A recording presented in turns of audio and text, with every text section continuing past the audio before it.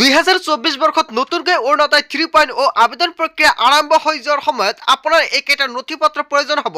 লগতে আপুনি অৰুণোদয় 3.0 কেনেকৈ আবেদন কৰিব, লগতে আপোনাৰ কি কি নথি পত্ৰ লাগিব এতিয়া আপুনি জানক। এই মুহূৰ্তত অসমবাসী ৰাইজক জনাইছোঁ ভাল খবৰ, কিয়নো প্ৰত্যেকগৰাকী অৰুণোদয় হিতাধিকাৰীৰ একাউণ্টত চৰকাৰে সোমাই দিব 10 তাৰিখত টকা। লগতে অৰুণোদয় 2.0 লিষ্টত যিসকল ব্যক্তিৰ নামটো আছে সেইসকল ব্যক্তিয়ে কিন্তু লাভ কৰিব পাৰিব অৰুণোদয় আঁচনিৰ 2.0 টকা। লগতে চৰকাৰৰ তৰফৰ পৰা আন এটা গুৰুত্বপূৰ্ণ খবৰ, যদি আপুনি অৰুণোদয় 3.0 নামটো অন্তৰ্ভুক্ত কৰিব বিচাৰিছে তেনে ক্ষেত্ৰত আপোনাৰ বাবে ভাল খবৰ। কেনেকৈ আবেদন কৰিব অতি শীঘ্ৰে আপুনি জানি লওক। প্ৰথমে চাওক, ষ্টেপ 1ত দিয়া থাকিব আপোনাৰ এই আঁচনিৰ বাবে আবেদন কৰাৰ একমাত্ৰ উপায় হ'ল আবেদন পত্ৰৰ জৰিয়তে। আৰু চৰকাৰে যিখন অৰুণোদয় 3.0 মুকলি কৰিব, এইখন অৰুণোদয় 3.0 এখন আবেদন পত্ৰৰ জৰিয়তে আপুনি আবেদন কৰিব লাগিব।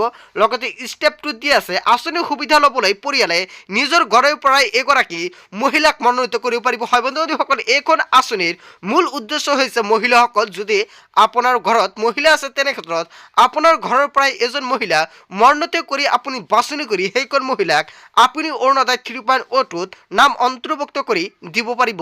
লগতে চাওক 3 নম্বৰত দিয়া আছে তাৰপিছত মনোনীত মহিলাগৰাকীৰ সকলো তথ্য তলত দিয়া ধৰণে আবেদন পত্ৰত পূৰণ কৰিব লাগিব। আৰু যিখন মহিলা আপুনি বাছনি কৰিছে, যিগৰাকী মহিলাক আপুনি অৰুণোদয় 3.0 নামটো অন্তৰ্ভুক্ত কৰি দিব, তলত দিয়া ধৰণে কিন্তু দিব লাগিব। প্ৰথমতে চাওক, এটা সম্পৰ্ক দিয়া আছে আবেদনকাৰীৰ বিৱৰণ। প্ৰথমতে ব্লক বা ULB নেমটো আপোনাৰ বাছনি কৰিব লাগিব। তাৰপিছত গ্ৰাম পঞ্চায়ত বা নগৰৰ নামটো আপোনাৰ বহাই দিব লাগিব। তাৰপিছত ইয়াতে গাঁৱৰ নাম বা ৱাৰ্ড নামটো ইয়াতে বহাই দিব।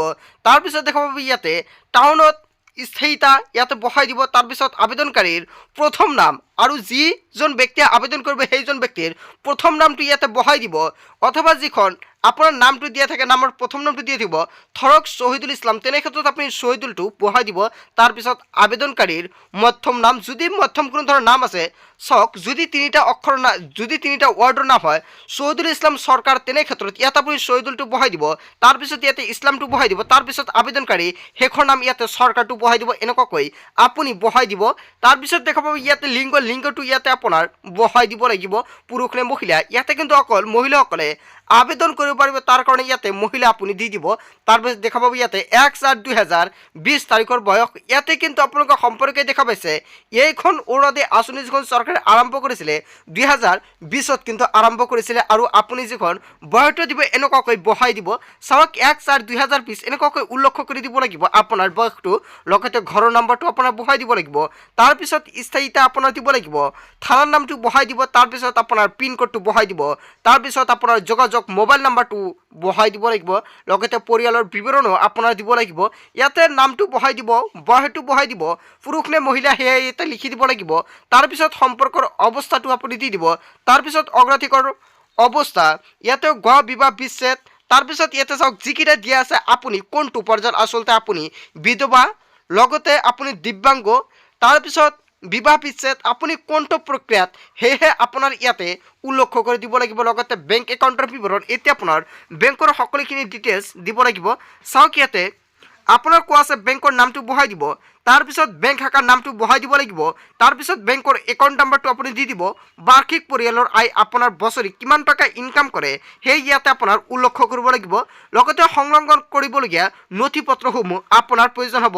চাওক ইয়াতে বেংকৰ পাছবুক প্ৰথম পৃষ্ঠা আপোনাৰ জেৰক্স কৰি আপোনাৰ প্ৰিণ্ট কৰি লগতে এখন ফৰ্মৰ লগত দিব লাগিব। লগতে অগ্ৰাধিকাৰ সমৰ্থনকাৰী নথি পত্ৰসমূহ আপোনাৰ প্ৰয়োজন হ'ব।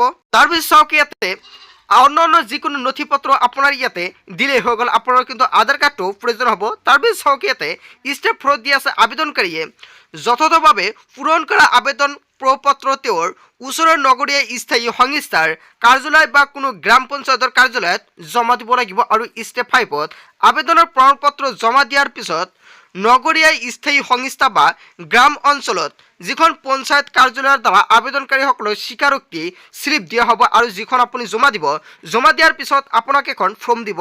তাৰপিছত চাওক ইয়াতে 6 নম্বৰত দিয়া আছে এই স্বীকৃতি স্লিপখনে আবেদনকাৰীৰ আবেদন প্ৰপত্ৰ জমা দিয়াৰ প্ৰমাণপত্ৰ হ'ব বুলি কোৱা হৈছে। আৰু ষ্টেপ 7ত কোৱা হৈছে তাৰপিছত বিভিন্ন পৰ্যায়ৰ কমিটি লাভ কৰা আবেদনসমূহ পৰীক্ষা কৰি ভালদৰে পৰীক্ষণ কৰিব। আৰু যিখন আপুনি আবেদন দাখিল কৰিছে সেইখন সম্পূৰ্ণকৈ প্ৰথমতে পৰীক্ষা কৰিব। আচলতে আপুনি অৰুণোদয় 3.02 পৰ যোগ্য নে নাই যদি আপুনি যোগ্য হয় তেন্তে কিন্তু আপোনাক চৰকাৰে প্ৰদান কৰিব লগতে 8 নম্বৰত দি আছে পুংখানুপুংখভাৱে পৰীক্ষা কৰাৰ পিছত পোৰ্টেলত নিৰ্বাচিত আৰু যোগ্য হিতাধিকাৰীৰ তালিকা আপলোড কৰা হ'ব আৰু তেওঁক প্ৰতি মাহৰ আপোনালোকৰ প্ৰথম দিনাই তেওঁলোকৰ বেংক একাউণ্টত ট্ৰান্সফাৰ কৰা হ'ব ধনৰাশি লাভ কৰিব হয় বন্ধু বান্ধৱীসকল যিখন আপোনালোকৰ বাছনি কৰিব বাছনি কৰাৰ পিছত পোৰ্টেলত কিন্তু নামটো অন্তৰ্ভুক্ত কৰাৰ পিছত আপুনি কিন্তু প্ৰতি মাহৰ 10 তাৰিখতে লাভ কৰিব পাৰিব এইসমূহ টকা চ' বন্ধু বান্ধৱীসকল আপোনালোকে নিশ্চয় জানিলে অৰুণোদয় 3.02 আপুনি কেনেকুৱাকৈ আবেদন কৰিব পাৰিব চ' 2024 বৰ্ষত কিন্তু চৰকাৰে নতুনকৈ আবেদন প্ৰক্ৰিয়া আৰম্ভ কৰিব অৰুণোদয় 3.0 যেতিয়া আবেদন প্ৰক্ৰিয়া আৰম্ভ হ'ব আপুনি কেনেকুৱাকৈ আবেদন কৰিব নিশ্চয় সম্পূৰ্ণকৈ জানিলে চ' বন্ধু বান্ধৱীসকল আজিৰ মূল ভিডিঅ'খনত আপোনালোকক এইখিনি সৰু এটা ইনফৰমেশ্যন দিবলগীয়া আছিলে ভিডিঅ'টি ভাল লাগিলে লাইক কমেণ্ট শ্বেয়াৰ কৰিব আৰু যদি এতিয়ালৈকে চেনেলটি ছাবস্ক্ৰাইব কৰা নাই তেন্তে এনেকুৱাকৈ নতুন ইনফৰমেটিভ তথা হেল্পফুল ভিডিঅ' পাবলৈ হ'লে চেনেলটি ছাবস্ক্ৰাইব কৰিবলৈ নাপাহৰিব চ' থেংক ইউ ফৰ ৱাচিং ফুল ভিডিঅ'